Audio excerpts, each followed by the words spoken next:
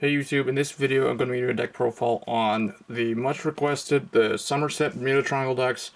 So these are, for some reason a lot of people were commenting. I pointed out that I had the Somerset cards, like a playset of the whole, whoops, this is not the right one. The whole, like all of them. So I made like all the decks, basically, or I put together the way I thought that the best, or I guess the most competitive you could make these older cards be. So today we'll be doing the Riviere one. Riviere actually didn't really change a whole lot from when the Legion came out, so it's still the same deck. So I'll just blaze through it real quick.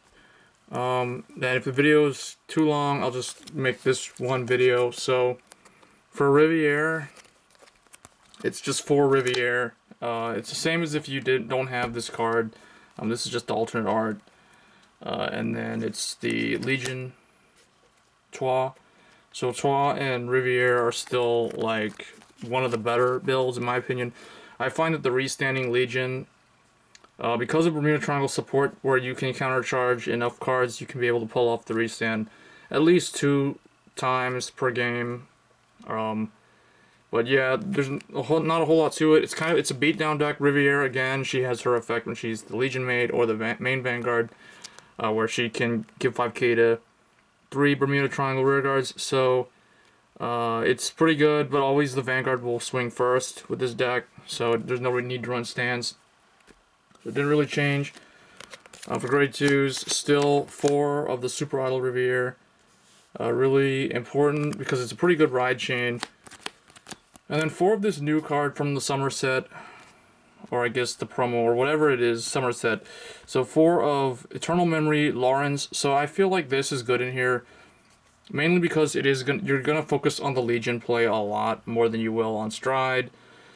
Stride can still be used, but usually these will be used for Persona Blast if they let it hit. Otherwise, you can always just Stride to get the 4th card for Legion, then Legion later, and then just play Legion, and then you'll stride probably no more than 2 times per game. So, which is kind of average. Stride heavy decks will tend to stride 3 times per game on average. But yeah, Eternal Memory, Lawrence, it's an 8k, that's the only thing that's bad about it. When it hits a Vanguard, and if your Vanguard's in Legion, you can draw a card. So it's fairly good, but it does require you to run 8k vanilla Sedna in here, if you want to be able to use it. And then the other grade 2 is Mermaid Isle Flute, another 8k.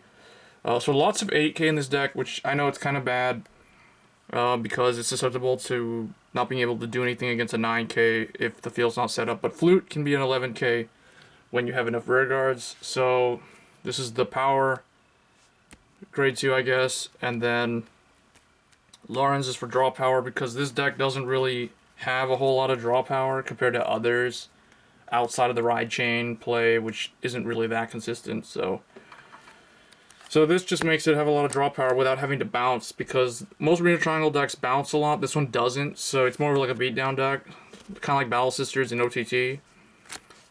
So that's the grade 2s. For grade 1s, 3 Duo Clear Parasol Kura. This is really important to run 3 of this if you want to be able to restand more than once, because the restand is a counterblast 3 cost and discard 3. So this allows you to unflip 2, so it essentially reduces the cost to counterblast 1, averaging out to about counterblast 2. So 3 Kura, it's really important to run 3. I was running 2 originally, didn't like it at 2, I didn't see it enough. There were situations where I couldn't counterblast, so I couldn't restand. So just bumped it up to 3, and that works perfectly. 3 Mermaid Isle Sedna, because there are lots of 8Ks. She's very good boosting Lawrence or even Flute if you don't have enough rear guards for Flute to be 11.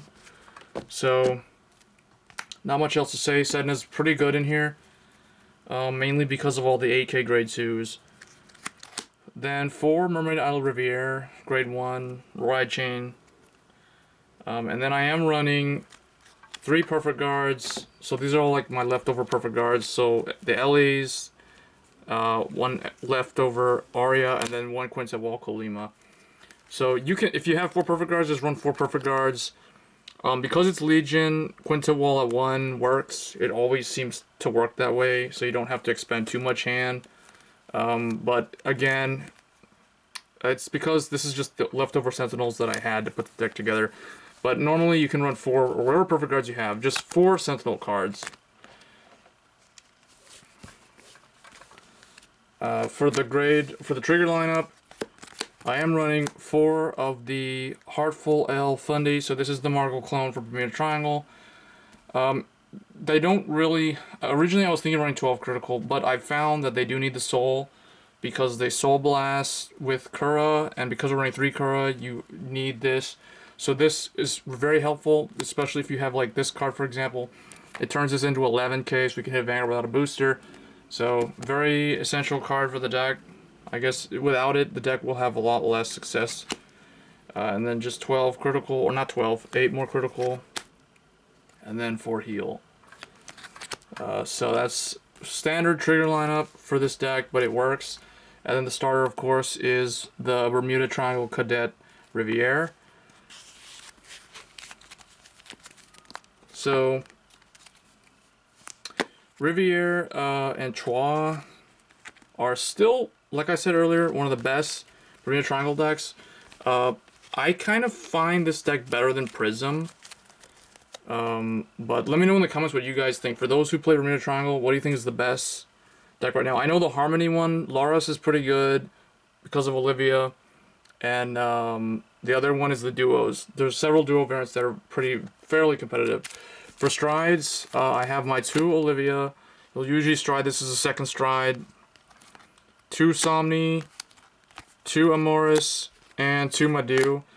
You can reduce either any of these if you want to run by 1 to run Blizza, if you want Blizza. But because the Vanguard is so counterblast heavy, that's why I don't really want to run Blizza. And you won't stride enough to justify using Blizza.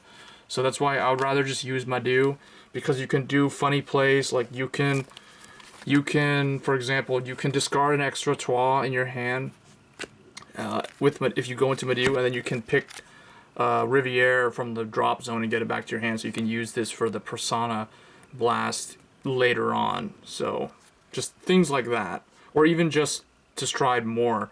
Like if you want to first stride Madu, if you Legion early, usually what I end up doing is I stride Madu first, and then I'll go into Olivia second. But if you Legion after you stride, if you have to stride first, then you'll usually stride into one of these two. So it just depends on the game. I mean, the striding is not too essential, like I said, but it does help keep pace with the faster stride-oriented decks.